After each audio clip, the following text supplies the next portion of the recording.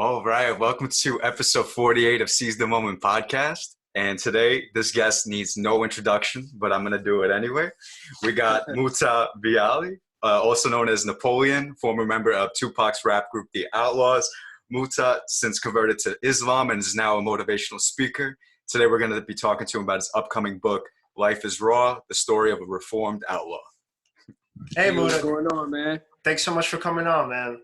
Good to see you guys again. Good to see you too, man. Yeah, man. And so just to kind of give our guests a background, so lately we've been doing the How to Live a Good Life series where we've had a bunch of philosophers on, giving their various perspectives of what it means to live a good life, right, and how a person can live well. So we wanted to continue the series with Napoleon today, and we wanted to talk to him about what it means to live a good life according to Islam. So my first question is going to be, what does it mean to live a good life according to Islam, right? And then also, can you tell us about your background and how you've come to accept the faith? For sure, man. My last name is Bill, by the way. A lot of people mess it up. I heard you guys screw that up. Oh, my bad. Mutah It's Beale. all good, man. A silent E at the end. Mm-hmm. Nah, but for me, a lot of people don't know that my mother and father converted to Islam before I was born. You know, they was following.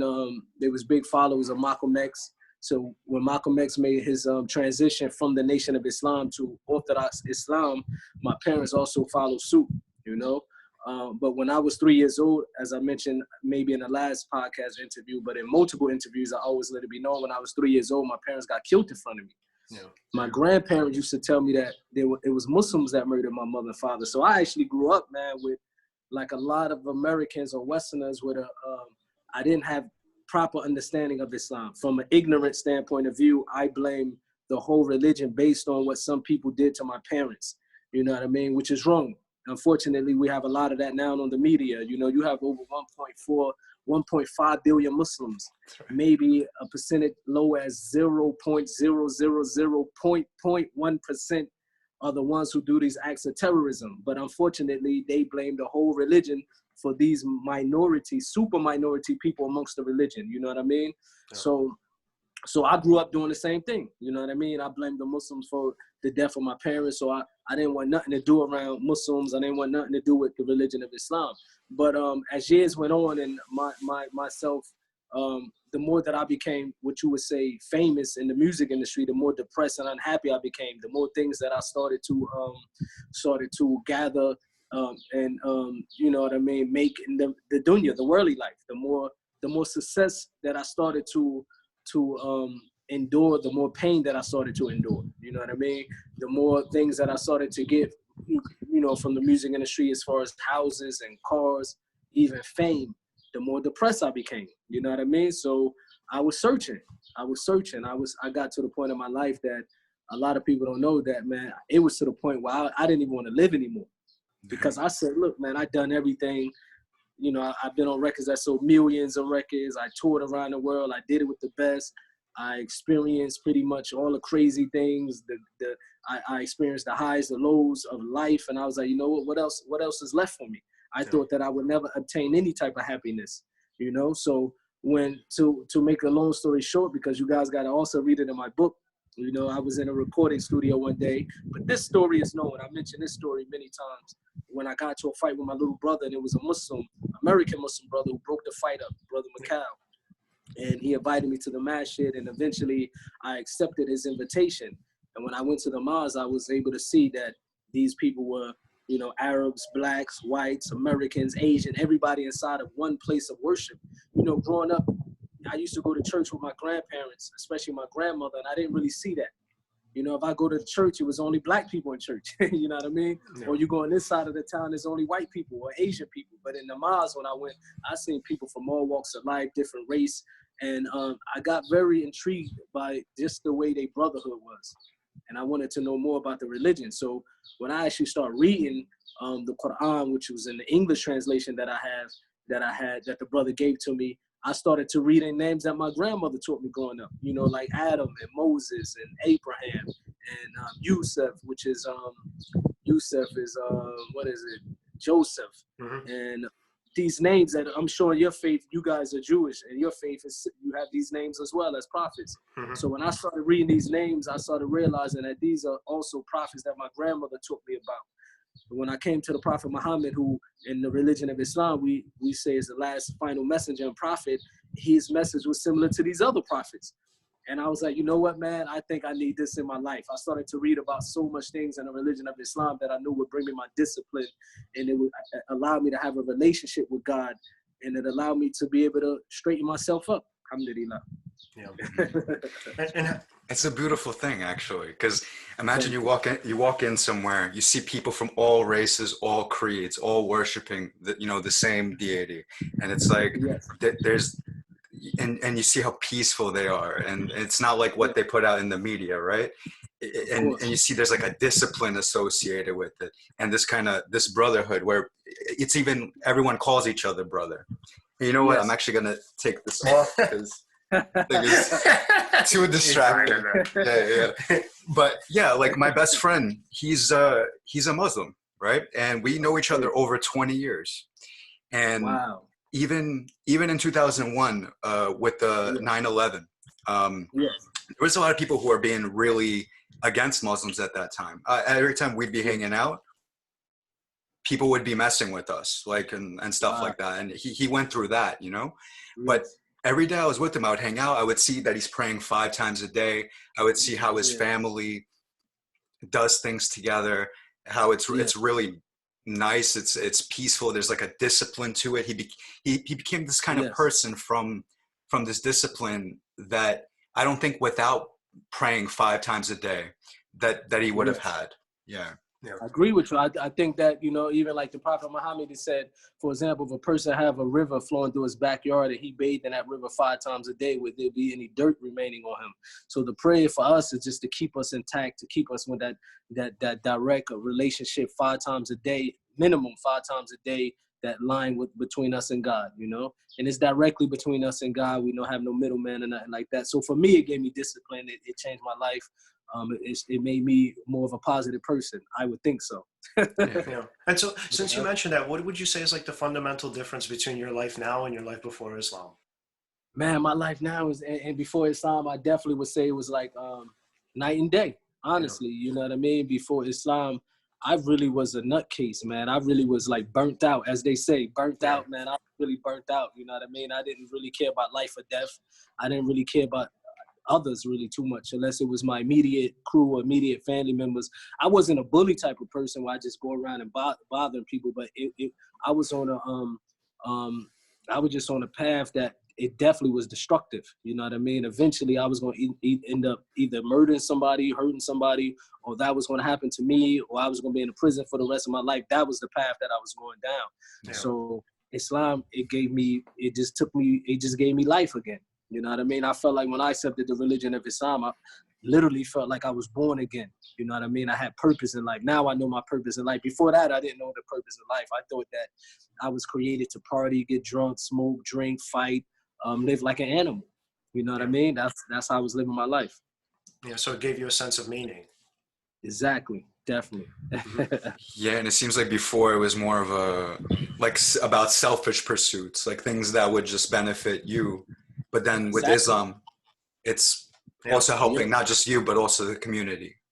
Exactly, man. So it's and not just the community. The community, yes, like Muslim and non-Muslim community. You know what I mean? That's a lot of things that most people don't know about the religion of Islam. So you got these people that they will read a passage that we can do with any religious books. You know what I mean? We can read a passage and then try to define the whole religion off of that. That's what they do unjustly with Islam. But Islam, for example, there's a verse in the Quran where Allah says, whoever saved the life of one person. And actually, Allah said that he sent this verse to Bani Israel, which means the children of Israel. He said that we had legislated to the children of Israel that whoever takes a life unjustly is as if they took the whole of mankind. And whoever saves a life is as if they saved the life of the whole of mankind. So this is something that Islam teaches us to this day. It doesn't, but unfortunately, the people would take one verse of the Quran where it say, fight, a verse about jihad or about fighting, which is also in Quran. You know what I mean? We can't take that from it. But when you look at these verses, for example, they take it out of context. They don't show the verse before that or the verse after that, where the first verse of fighting that was revealed in Islam was when the Prophet Muhammad, after the Prophet Muhammad got chased out of Mecca by his own family, by his own tribe. They chased him out of Mecca. I think maybe 3 to 4 years later, or even later than that. I forgot how many times, how many years the exact time exactly, but years after that, God revealed the verse that now you may fight back. You may fight these people who chase you out your home. You know what I mean? And you fight them wherever you see them. And then the verse after that, it says, unless they refrain from fighting you, then you also stop. God doesn't like those who are the aggressive. But the people don't show that verse, you know what I mean? They just show the verse where it say fight them and slay them wherever you see them. Yeah. But they don't show before that they killed the Prophet Muhammad's relatives, they killed many Muslims, and now he got the verse to fight back, which is natural instincts for anyone. Yeah. You know what I mean? If someone come to anyone's house or somebody come to harm us, naturally we're going to defend ourselves, you know what I mean? Mm-hmm. So that's it. See, I never heard that perspective before. That's great because, yeah, the media or a lot of people, they take things out of context and they don't give a nuanced perspective. Like they don't explain fully what's meant actually by the religion. Mm-hmm. And then for sure. Yeah, and then people get the message wrong, and then it confuses so many different people about what's the real message of Islam and even other religions too. And it fuels hate. I mean, that's like the worst part about it is that, and I mean, people kind of look to the, and they kind of pick out little verses and sort of say, okay, we should hate these people because of this.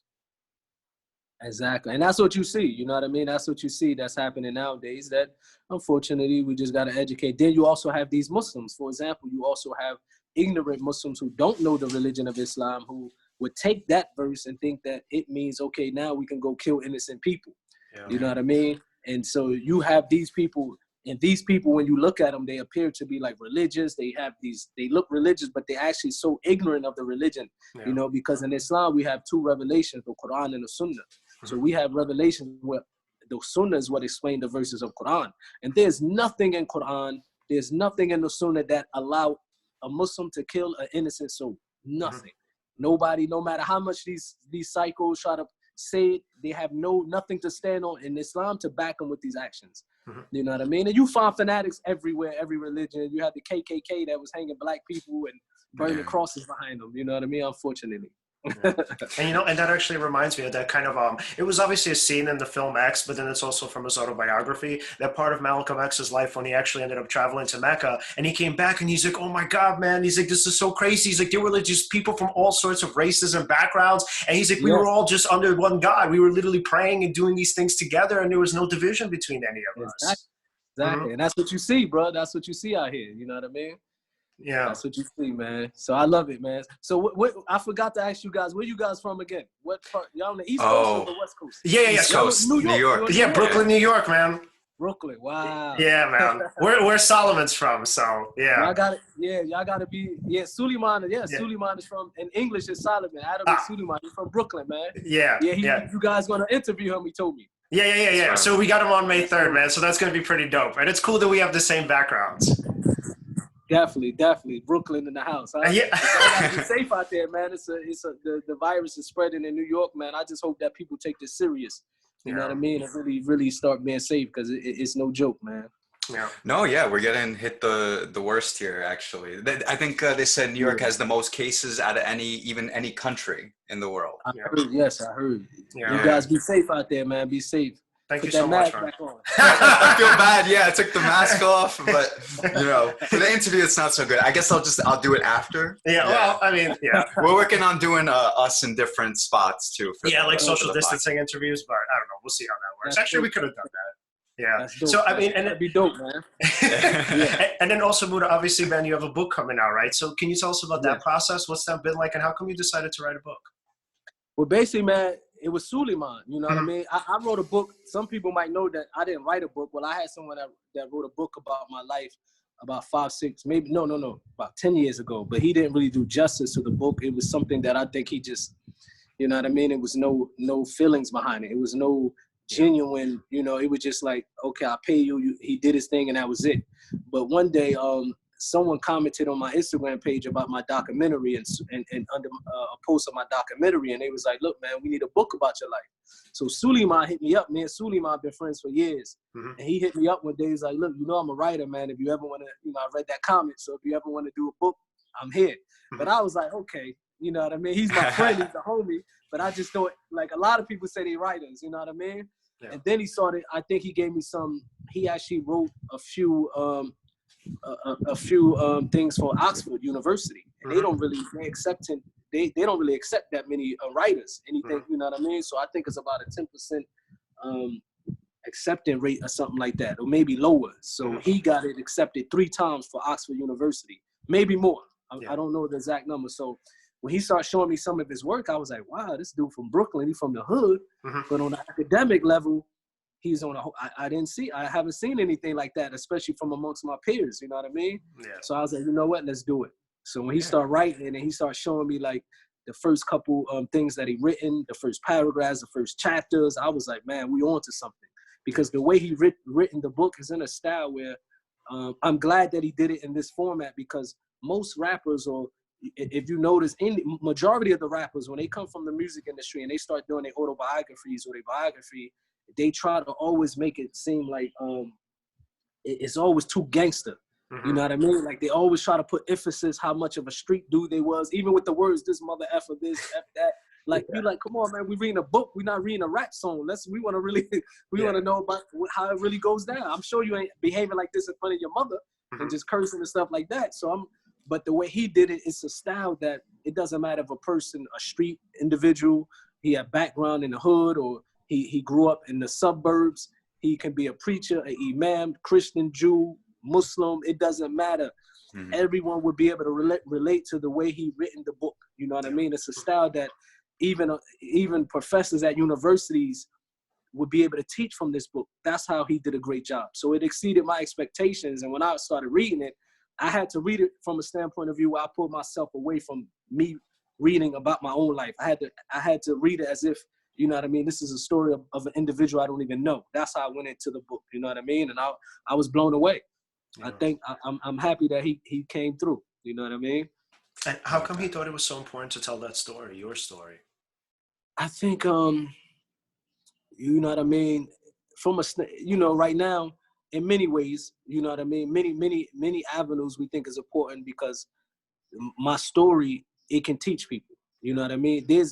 And like Suleiman once said to me, he said, man, there's people that's going through worse than what you went through. He said, your life, like what you went through, is like a roller coaster. He was shocked. He was stunned. He said, but we have to realize there are people that's going through even worse. Reading this book will give them hope. You know what I mean? Reading this book can give someone hope to say, look, wait a minute, man. He went through this. He did this at that young age. I pretty much have this similar story than him.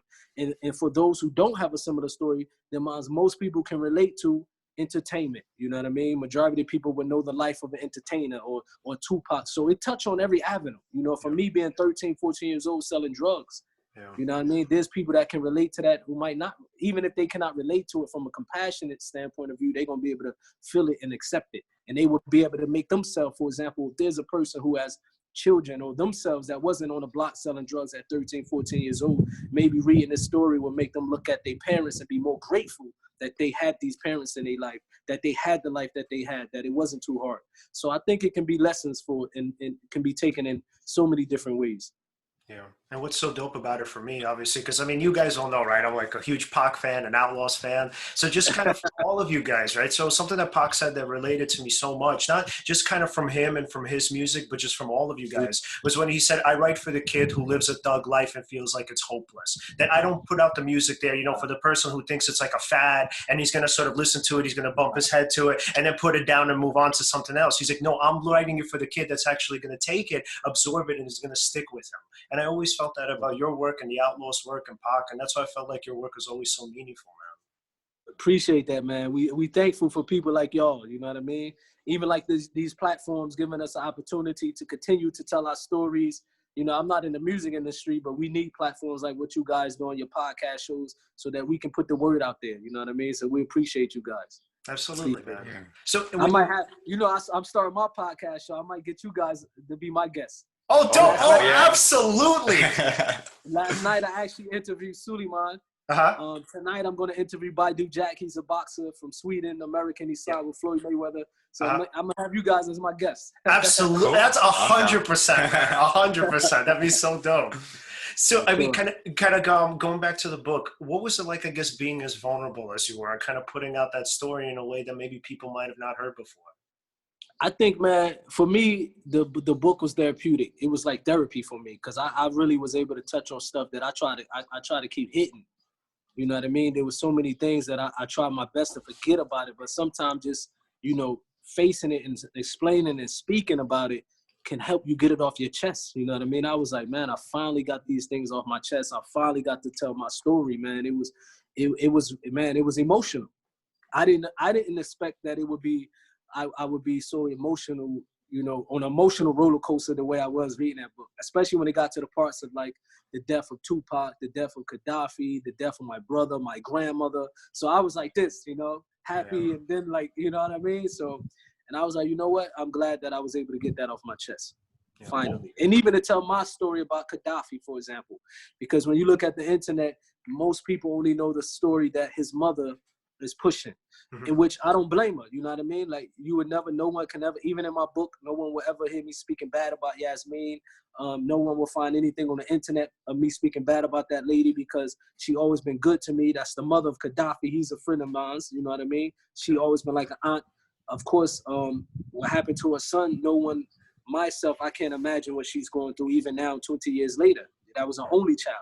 But I was able to tell my side that most don't know. So I was able to touch up on that in the book. Yeah. What was the hardest story for you to tell in that? I think, man, definitely the Gaddafi situation was a hard story. Definitely. Also, when I got to the part, the death of Pac, that was definitely my grandmother. You know what I mean? My grandmother, because my grandmother's death was the first and the hardest death that I took as a young adult. You know what I mean? Growing up as, losing my parents, I don't really know them. I was 3-4 years old. You know what I mean? As harsh as it sounds, but I was attached, but to a certain degree.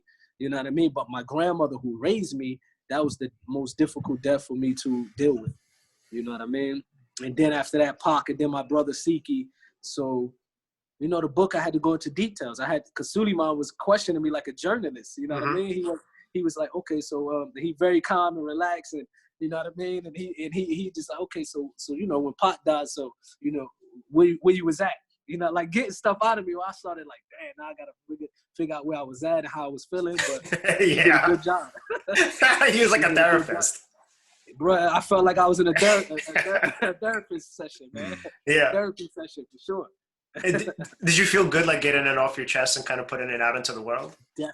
Definitely, bro. Like I said, it was therapy for me. I think I needed that. I think that book is not only going to be life lessons for others when they read it, but it was therapeutic for me, and it was therapy for me, and it was something that I definitely needed. It was almost like healing, honestly, because you got to understand in the Black community, the Black and maybe even the brown, we don't really deal with emotions properly.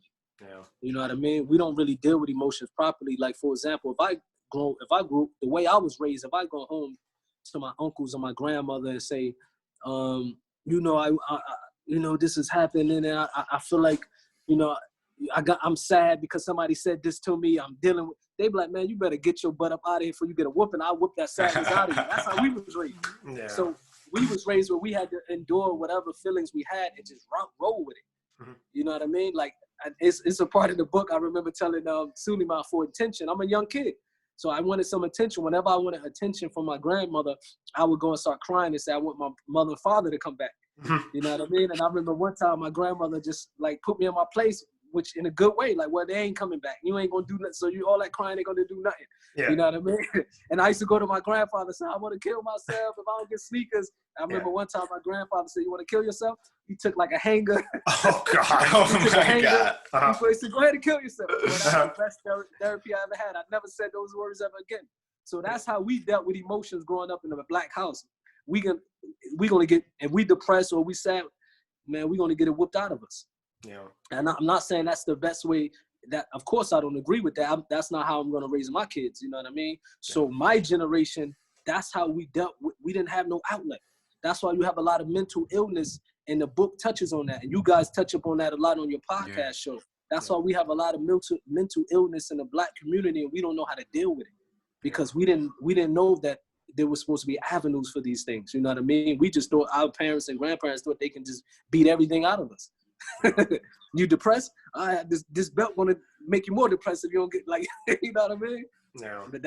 But some of the whoopings we deserved. I ain't trying to say that sometimes kids don't deserve to get whooped, but that's how we dealt with emotional things in my household. You know what I mean? Yeah. No, I hear you. For me, I got Russian parents, so especially Russian, when I oh was, man.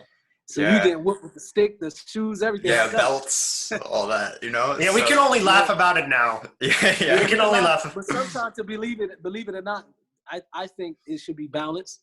You know what I mean? I don't think that you should just say the kids don't deserve to get spanked. Of course, it's there for a reason. They even did study and said that kids that got spanked growing up, they was more successful. You know what I mean? This is what some of the studies say. So I think it has to be a balance. Sometimes you deserve to be disciplined. You know what I mean? Yeah. And where your parents from? Your parents from Russia also? Yeah, man. So Ukraine. Ukraine. Okay. Yeah. Russia, Yeah. Ukraine. Oh, Literally during the communist empire. So yeah, it was a pretty.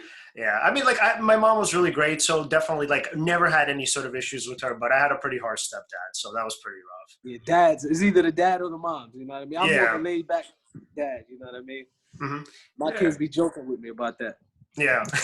but yeah, to be able to talk through the book, it's like an evolution of yourself. Like to be able to get all this stuff off your chest and to be able to give that kind of message, it's a beautiful thing, and it's not even the traditional way to talk about your life. It's actually a very unique way to be able to get that out there.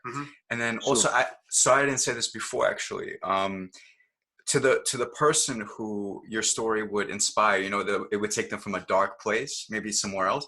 That's interesting because a lot of people, they might think that when they're in a dark kind of place that there's no way out.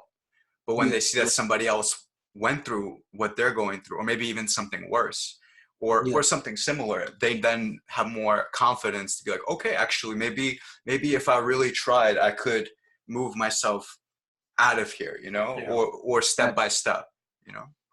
Yeah. For sure. And that's what we want. You know what I mean? I think the book, there's so many life lessons on different levels that people can take from it. You know, even entrepreneurship. Like now people can turn on the internet and see that I'm connected to a coffee shop. I'm connected to a smoked brisket, but they don't see what I went through for years. How many businesses that I tried that failed.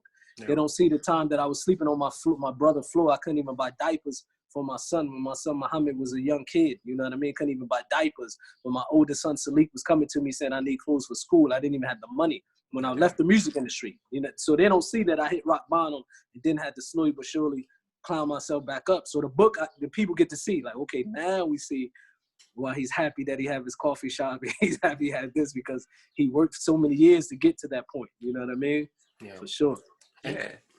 And no, go ahead. I was going to say, so you know, the foundation a lot of times of mental illness is a sense of shame. And I mean, I could say kind of from my own background, like I was always, especially when I was a kid, I was really ashamed of myself for being poor and kind of like, I mean, we didn't live, even though like I lived in the projects, they weren't that bad. So I'm not going to say projects in Brooklyn? Yeah. So, but it wasn't that bad. No, not my side of it.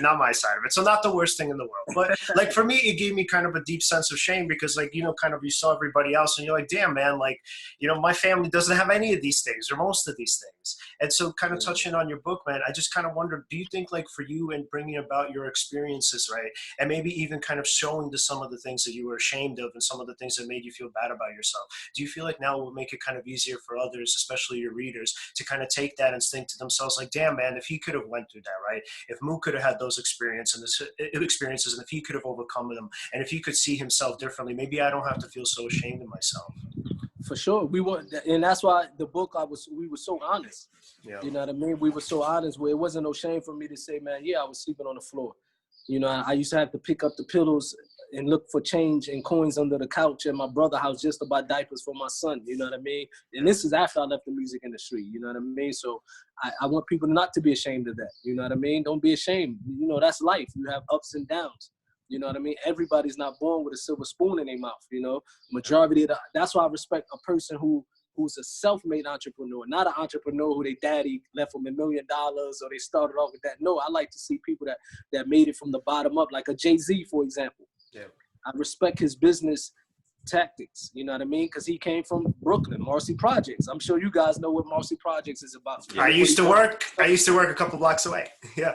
See? So you see, so these type of people and these type of stories, is positivity. It's positive feedback. I mean, you get a lot of positive feedback from these stories. When they post these stories online, unfortunately, of course, we all have our wrongdoings and we made our mistakes. But if you look at a person like Jay-Z, you will find minority of people that's saying negative stuff about him. I might not agree with everything he does. You know, we might not agree, but from a standpoint of view as a businessman, the way he took himself from the Marcy Projects and the way he developed himself as a business person, not even as an artist. You know what I mean? I respect, you know, as an artist, people say what they got to say about him regardless. But as a business person, we haven't seen too many people that we can say our peers come out and do what he done. You know what I mean? Even Dre. Yeah. You know what I mean? Dre, a person that came from Compton, came out with them headphones. You know what I mean? Came out with other business things, and he's almost a billionaire. You know, these are people I respect that it can let you know, like, look, man, these people came from the bottom, the real bottom. You know what I mean? And they made it, and they did it in a majority of a way that's legal, pretty much. You know what I mean? For sure. Yeah. And what's so dope about a lot of their stories is that they had these really great support networks too, like with you guys, right? From like, you know, it seems like the Outlawz and obviously Pac, all you guys kind of held each other up. And so my question, I guess, would be, in your kind of life, right? Who do you feel like, which people were the most sort of foundational, which people were the most helpful in your kind of success and the most supportive when you needed the most? When I needed the most, man, I definitely would say, you know what I mean? I'm thankful to have a grandmother that raised me the way she did. Yeah. You know, Pac, hands down, you know what I mean? He didn't even have to, you know what I mean? When Pac first put me on the team, it was before he even heard my demo. Yeah. You know what I mean? So he could have said, he didn't even know if I can rap or not. He could have just left me in the hood, you know what I mean? So he gave me an opportunity to really, in my family, you know what I mean? My family, my wife, my kids, these are people that been there for me when I didn't have anything, that saw me go from the top to the bottom, you know what I mean? Mm-hmm. And these are people that got to give respect to them, definitely. Yeah. Yeah, man. It's like, I think that's so undervalued, like the support system and the support network that we kind of have. So sometimes people kind of view it as like, and definitely there's something to be said for a person who kind of picks themselves up and is self-made to some extent. But I think it's also really important to kind of focus on the community, like even the community that the three of us have here, right? I think without the three of us, right, the show would never happen. So in some way, we're like supporting one another, kind of helping to bring this thing to life. Because everyone needs, you know what I mean? We need each other. You know what I mean? Nobody, nowhere done anything on his own by himself, except for God, the creator. You know what I mean? Everybody else needs some support. Everybody else going to need people even to move forward. Every businessman has someone that taught them. Every basketball player has someone that taught them how to shoot a hoop. And that's how it works. Your podcast show, you have to interview people. Those people you interview might have something that they're trying to sell or a message they're trying to get across. So nowadays, the community becomes smaller because of social media. You know what I mean? And everybody, one way or another, need each other for something. You know what I mean? Especially what happened right now with this coronavirus thing. It's something that let the rich. Usually when these viruses come, it usually attack poor countries and poor neighborhoods. Yeah. But this is something that hit ministers and ministries and presidents and kings and princesses, and you know what I mean. This is something that now everybody feel like we in it together. Yeah.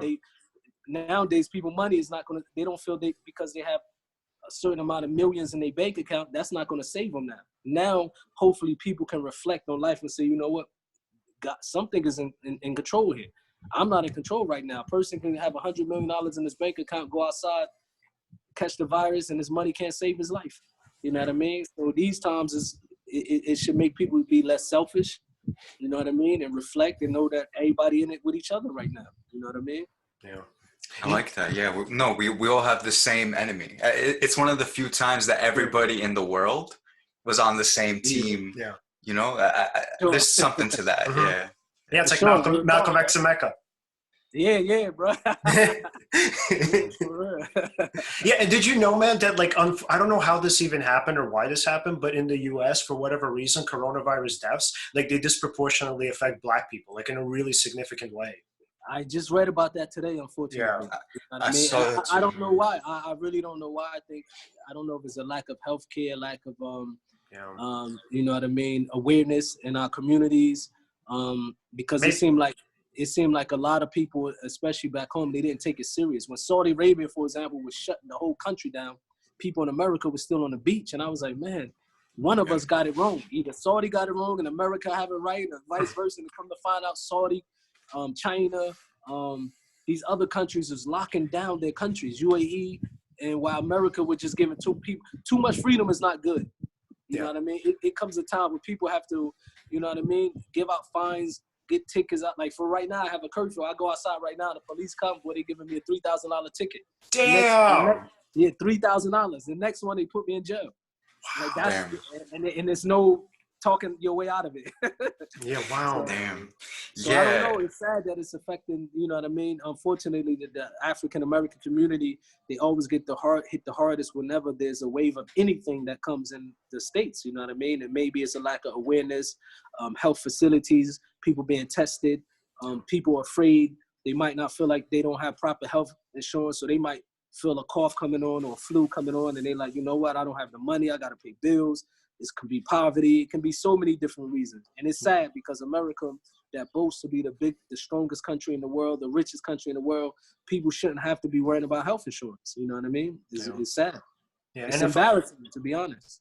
Yeah. And if I had to kind of, I guess, put my 2 cents on that, what I think is happening is that a lot of people in obviously impoverished neighborhoods are uninsured, so they don't want to get like racked up with medical bills. And then the other things are that there aren't that many great hospitals or any hospitals in sort of in the projects, right? And, yeah. Mm-hmm. True. And they, like you said, they don't want to be racked up with the bills. Like a place like Saudi Arabia, I think the rest of the world, you know, if there was some negative news coming out of it, it would have been all over the world. But now that they're doing something positive, it doesn't matter if you're in Saudi Arabia. You guys probably seen some of the videos I put up. I'm talking about of Americans, British, Belgium, people from all over that's not even Muslims. But they like, man, I was surprised the way Saudi Arabia, because if anybody go to the hospital, a royal decree from the King Salman is that everybody must be treated free of charge. Yeah. You can't ask them what's your insurance. No, if they come in sick, you have to treat them. The government of Saudi is paying for everything. So that's a good thing, you know what I mean? They deliver. I can call a pharmacy right now and say, man, I need Tylenol. They have to deliver. Yeah. You know what I mean? And no one's asking how are y'all going to pay for it. Yeah. Right. You know, we got to pay for the Tylenol, though. Maybe the delivery fee, but yeah. Sure. No, but see, the Saudi king, that's one of the best things. Nobody's doing that. That's just a real example for how to deal with something like this and how to take care of your people. You know? Yeah, they really stepped it up. They really stepped it up. For example, all Saudis that's in work, or all the employees, especially Saudis, it's their country, they pay the 70%, 60% of everyone's salaries. Nobody's like, for example, business owners are saying you don't have to pay the rent these months. Homes are saying you don't have to pay the rent. Everybody's supportive. That's why I'm sitting here like chilling. Like, man, my coffee shop closed, but the owner, he's very generous. Where he's like, look, don't worry about paying the rent for. You don't want to pay for 6 months. You don't have to pay for 6 months. He like even longer.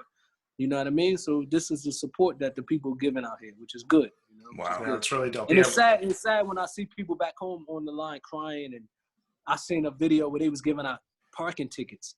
And somebody's like, you mean to tell me you guys are going to really walk around in Philadelphia, I believe, just giving out parking tickets? It's the time that people need to be a little more concerned and a little more compassionate right now. You know what I mean? It's important. Yeah. I mean, we get that sometimes. Like, there are some like healthcare practitioners, whether like doctors or therapists, where they're like offering like free therapy. They're offering like free sessions. They won't even like charge your insurance. Yeah. And they won't like give. Yeah. So they won't like take a copay or whatever like your deductible is. So, I mean, that's really cool. But a lot of times we don't get much of that here. Yeah. There's, unfortunately, man. There's you got some good, of course, like you got some good stories coming out. But unfortunately, when it's society that's based on capitalism, everything is a business. Yep. You know what I mean? Now people's lives are at stake. Don't worry about how they're going to pay. Like, treat the people. Everything is not a business all the time. You know what I mean? Unfortunately, that's how most Western countries are ruling, but just by money. You know what I mean? It's sad, bro. And you know what's like so interesting, even from a business model to me, like if you're, let's say, even being selfish, it doesn't make much sense. Because if we're thinking about it in the short term, like you're better off losing some money and treating these people, because in the long term, they're going to be clients for the rest of your life and patients for the rest of your life. They'll never forget it. Yeah, they'll never forget it. That's true. So like, I'm like, what are you guys thinking? Even from a short-term perspective, like it doesn't make much sense. Like you guys are killing your business like this. Because like, you know how they say, what is like that famous saying? It's not that like, it's not that trials or like tragedies create characters, they reveal it. So, you know, like if these situations, right, are revealing people's characters, people aren't going to want to do business with you anymore. Yeah, is that true? You're gonna probably, you're right. You could do one good and gain a customer for life. Yeah. And that's the model of entrepreneurship. That's how, for example, I run my coffee shop the same way. You know what I mean? Like I told my workers, if somebody come in, if they don't like anything of the drink, give it to them for free. Make another one. If they want this, they don't have money to pay, give it to them. Because most likely, if you do your best, you try to serve a good coffee, of course, you try to serve good pastries, they will come back. But don't turn my goal is try not to turn no one away.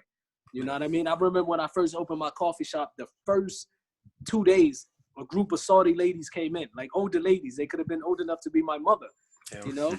And they seen all the desserts and stuff was kind of expensive, they were saying. And I was like, well, you should try this and try that. They was like, well, I will if you give me a 50% discount, like Joker. I said, no problem, give a 50% discount. They were shocked. Like, really? Are you serious? I said, yeah. They came back the next day and the day after, you know what I mean? So I made that money back, you know? Yeah, I love that. You want to gain customers, man.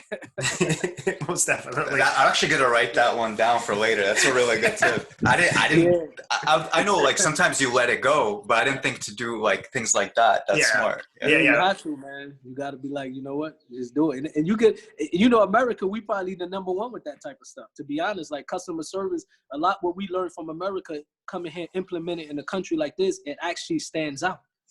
You know what I mean? Customer service, for example, Smoky Beers, my partners and us, they from Dallas, Texas, some from Saudi. They had a program. They had it set up with a protocol that when every time someone walk in the door, they speak to them. How are you doing? They go to the tables and say, "Are you guys okay?" As normal as it sounds, because you guys are American. For us as American, this is the norm for us pretty much. Like if you go to Starbucks or go to these coffee shops in America and you don't like it, they automatically make you a new one. But it's not like that all over the world.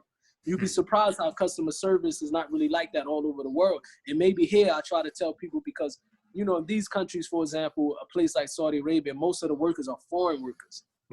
Now Saudis are starting to work in coffee shops and things like that. But these foreigner workers, they have a set budget. You know what I mean? They have a set budget salary, where their salary might be, for example, equivalent to, let's just say $1,000 a month. Most of the money they send back to their country, which is a lot of money. So if you have a person that's working for these many hours, their salary is the same. They don't have tips. They're not getting anything. They're not really going to put extra work. They're not going to really go all the way out for your business. Because they look at it like, man, I'm tired. What am I gaining? And you find that you can go into some of these shops and you will see these workers. They from foreign countries, and their whole attitude stinks. They won't even smile at you. They looking at it like, well, I don't care. My salary coming anyway. But if you set something up where you make incentives for your workers, where you say if you sell this amount of cups of coffee, you put a jar for tips inside the shop. Then now they're going to start, you see them smiling and you see them, you know what I mean, going a little bit of that extra mile, because they know the more that they put in, the more they get out. You know what I mean? This is very important, man, that nobody really going to help build your business and make you millions of dollars if they not really benefiting from it the way no one going to run your business like you. That's why even for me, I was at my coffee shop every single day. I was closing. You know what I mean? Because at the end of the day, no one going to do it the way you're going to do it. You feel me? Yeah. And no one's going to be watching things like how you are and noticing certain things and trying to make sure that it's being done right? Like, like people smiling or smiling. Like if I wouldn't have said to that lady, okay, take 50%, she probably would have walked out and probably wouldn't have purchased a coffee. The workers, it's not their responsibility, and they not in a position where they could have said, yeah, take 50%. They probably would have like, oh no, we can't give it to you. Go. But when you there in your shop and you got hands on, you can do things. You can say, you know what, even if I lose this amount of money this month, I'll take it out of my salary, give back. But at the end of the day, the business got to work. You know what I mean? You have to work, have to be ran properly. And so we had a writer on last week. His name is John Cagg. And so the thing that he was telling us, which I really like, because it's like this idea from what's called cognitive behavioral therapy, is it's called acting as if. So the way he kind of talked about it was he said that, like, look, man, you know, when I was like struggling with depression, you know, I would kind of I'd be slumped over, right? I'd be looking at the ground, right? And sort of the feedback loop that I received, right? Meaning like the sort of response that I received from people or from the world around me was really negative. So if I put negativity out, right, I got negativity back. So his mom, when he was a kid, was like, like, look, man, she's like, I know you hate it. I know all of this shit sucks. I get it. It makes sense. Can you just pretend you like it? Just pretend for me and see what happens. He's like, oh, okay, fine. I'll do it. So he kind of goes out, right, when he's a kid, and he's like in the playground, and he's pretending like he actually likes the kids, and he's pretending like he wants to be friends with them. And so what happens is, like, they kind of go into that, and they kind of, the feedback loop changes. And so what happens is it goes from this vicious cycle and this negative one to a positive one. And so what he talked about, and so what he talked about was like acting as if. He's like, look, man, if you kind of put positivity out there and you at least sort of pretend like you're feeling good, what happens is the world gives you a response back that actually causes you to feel good. And that kind of reinforces that same behavior. So I think that's a lot. I agree. Yeah, man. I think a lot of people could learn that from a business standpoint too. Of course, man. Yeah, you get what you put out there. That's. I look at it like that's very simple, man. Yeah. You put out negativity, it will come back to you. You know what I mean? And is that kind of sometimes? Yeah. And was that like kind of one of the major lessons that you imparted in your book too? Exactly. You know what I mean? Because in my book, we talk about a lot of like the things that I was putting out there was coming back to me. My environment. You know what I mean? When you're in an environment and when everybody around you is negative, and you know, that's what you're going to get. When you put yourself in a place where you try your best, the utmost to be positive as much as possible, that energy will come back to you, hands down. You know what I mean? And I feel that a smile, as they say, it take more muscles to frown than to smile, as they say. You know what I mean? Mm-hmm. So it's really simple. You know what I mean? I try not to stress. I try not, you know what I mean? I live my life now that they can tell me like tomorrow, you know what I mean? Your bank account is empty. You don't have nothing. All your bills must be paid tomorrow. I'm the type who would be like, okay, no problem. God will make a way. I don't even stress. I sit back, figure out something, and that's how I live my life. And with me living my life this way, it always work out for me. Yeah. Honestly, man. I really never you know what I mean? And this is saying the Prophet Muhammad said that Allah says he's with a person the way the person think of him. Mm-hmm. If you think good of God, he would, like, for example, you have no doubt that God has your back and you think good of God, he will have it. But if you have some doubts, oh, God is not going to help me, and you thinking negative, then most likely you're going to get what you put out there. You know what I mean? So when he said that God is with you the way you think of him, that's how I try to live my life and always think positive. You know what I mean? Mm-hmm. Yeah, plus it's smart, right? If let's say that did happen, right? There's no money in the bank account the next day. If you did freak out, right? That would take away, how do I put this? Like the resources you would put into that negativity, into freaking out, is resources you could have put into figuring out, okay, I see what the situation is. All right, what do I do next? Like, what's the next move? Instead of like losing your cool. Yeah, you keep your cool and you take that energy and you know what I mean? You put it into something in a positive way. Yeah. You use that energy to figure out how you're going to get that money. You know what I mean? So you're right. You don't waste it on negativity and worrying and stressing, and then that's not going to change anything. You know what I mean? I always try to tell people, man, look, stressing and worrying, really, it ain't going to change nothing. You might as well keep calm and try to think your way out of it. Don't pray until you get a solution. Yeah. We don't just pray and sit down and think that the sky going to open up and stuff. No, you pray and then you also do action. You know what I mean? Yeah. No, of course, because the prayer will cleanse you. And then once you're cleansed, you're then able to whatever action you take next, it's coming from a place where your vessel is empty of the negativity. Mm-hmm. Let's put it that way. Yes, definitely. Yeah, and one of like the dopest things that we took away from John Cagg last week, which is pretty much a message from the philosopher William James. He said, look, you know, a lot of times when we look at faith, we look at it as being opposed to reason, right? And he says, look, you know, the thing is that faith is a lot of times needed, because when you're feeling down and you're feeling depressed, right, you need to have faith and you need to have hope in yourself. You need to have hope that something is going to work out, right? Whether it's like a love interest or a business venture, or that things are going to improve in your life. So in the beginning, you don't know, right? It's kind of like a 50-50 thing. Like, I mean, maybe it'll work out, maybe it won't, but we can't predict the future. So for him, he says that, look, you have to actually, through the act of free will, right, you have to actually tell yourself that, no, I have faith in this. And my act of free will is to actually believe that things will work out.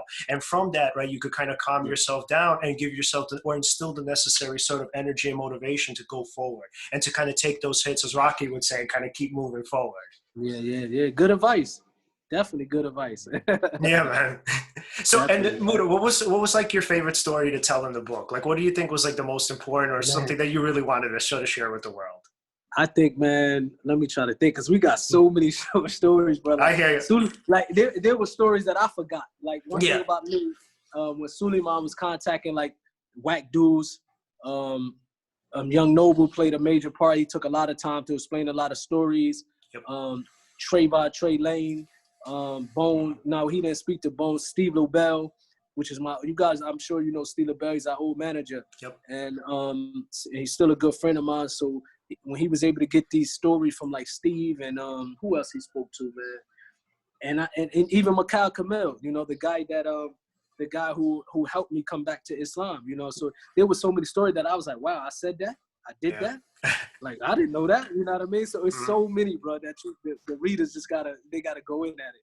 You know what I mean? They gotta really, I think the book, I'm proud that the book came out the way it came out. You know what I mean? Like I said, when I first did the book about 10 years ago, I had another writer from LA, older brother, who wrote it. Even when I first read it, I was like, what is that? But, you know, I was like, you know, I didn't know no better. But when Suleiman put his work in, you can tell that it came from a place of sincerity and genuine. He was genuine with trying to get my story out there. You know what I mean? Yeah. So there's so many stories, bro, that, man, we definitely get you guys an early copy once everything gets situated, so you guys can read it. You know what I mean? I got you, man. And I got you. I'm going to write a review for you for the O4L Online Network. So I'm looking forward to that one too.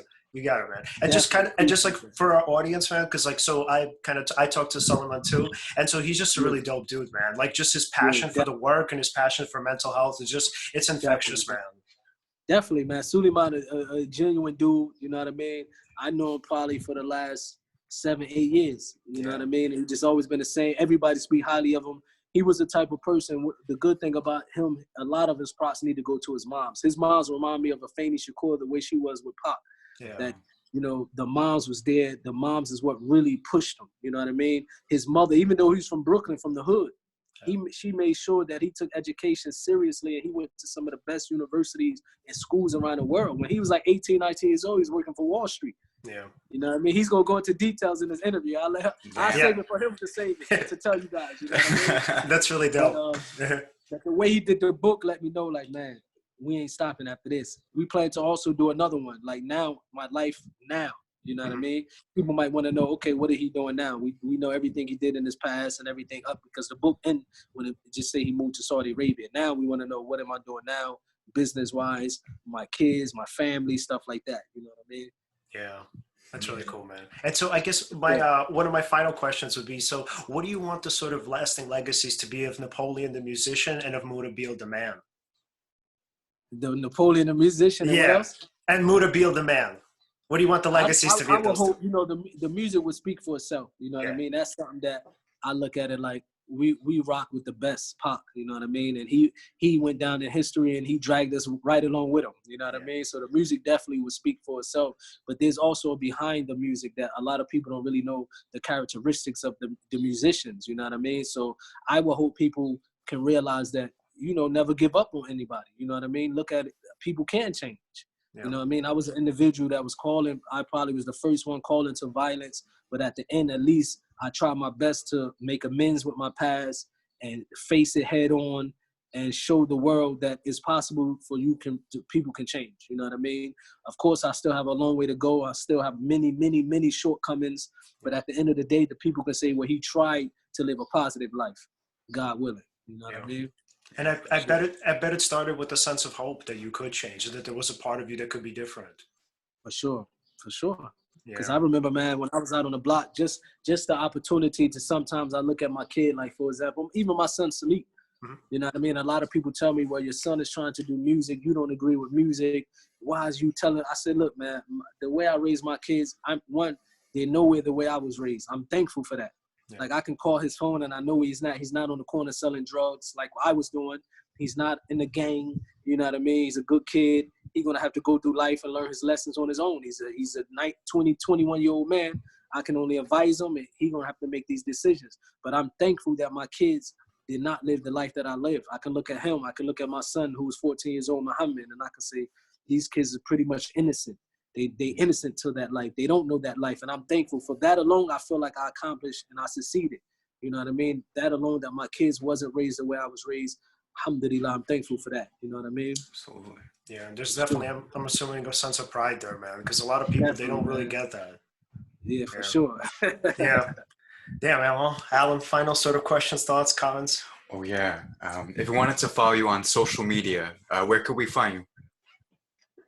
You can find me, man, of course, IG. It's probably my favorite spot. Yep, it definitely is. I see you on that. Find me on IG, Twitter, Mutah Napoleon. I got the YouTube page now, Mutah TV. Facebook, Mutah Napoleon Beale. Mm-hmm. Cool. And so when can we expect the book? Any sort of update on that? The book, we're in talks with someone now. We hopefully to get some good news soon. Okay. To see if we're gonna go with that company Mm-hmm. or we're gonna self-publish. So right now, we working all that out right now. So all soon, right. God willing. All right, man. Thank you so much for coming on, man. Thank you so much. Man. It's right? it's just awesome knowing you, man. Thank you for being a part Pleasure's of all of this. mine. Anytime, bro. Anytime. All right, We'll man. do it again. We'll do it again. Absolutely, man. All right, be well, man. Be well. See you, All man. right, peace. See. All right, guys. So, guys, if you want to follow us at Seize the Moment Podcast on Facebook and Instagram, and at Seize_podcast on Twitter. Mm-hmm. Go like us now, and also like and subscribe on YouTube. Yep, and don't forget to hit the bell. And then obviously, guys, you can follow us at the O4L Online Network, and we are under the Seize the Moment podcast section. And then obviously, we hope that you guys follow the guy who takes care of all of our artwork. His name is Vegas Media Designs. You can find him on Instagram. Mm-hmm. Follow our guy Andy O4L at Andy O4L on Twitter, at Andy O4L on Instagram. He's another one of our guys at the O4L Online Network. Really dope writer. And then also one last plug before we kind of go. And so, are you stressed that you can't leave the house to keep up with routine, fighting with chronic conditions such as diabetes and hypertension, and having trouble coming up with healthy ways to feed the family, or simply need the support system set up to make your goals a reality? Vera with Verified Nutrition offers a free 15-minute consultation on her website at verifiednutrition.com. That's VerifiedNutrition.com. And you can read more about her individual journey, experiences, send her a message, check out her blog page and the services she offers, and make your choice to get verified. And guys, thank you very much for watching. And next week, look forward to the next episode. Who do we have on? We have Massimo Pigliucci, who is the Stoic master and brilliant philosopher. All right, so look forward to that. And again, thanks for watching, guys. See ya.